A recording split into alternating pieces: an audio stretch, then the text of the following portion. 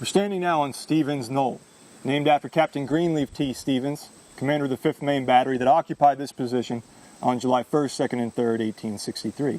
And you're looking north towards East Cemetery Hill. East Cemetery Hill and Cemetery Hill itself was where the scattered and routed elements of the 1st and 11th Corps rallied on the evening of July 1st, 1863, the first day of the Battle of Gettysburg.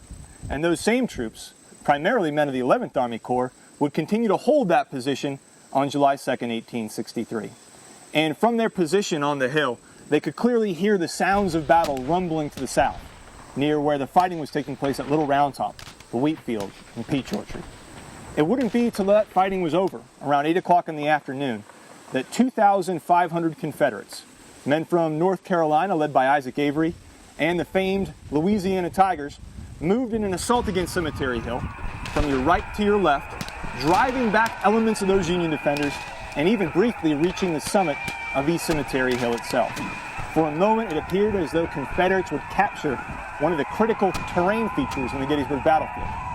Timely reinforcements, however, from the 2nd Army Corps, men from West Virginia, Ohio, and Indiana, were able to help drive those Confederates back, reclaiming the summit for the Union Army.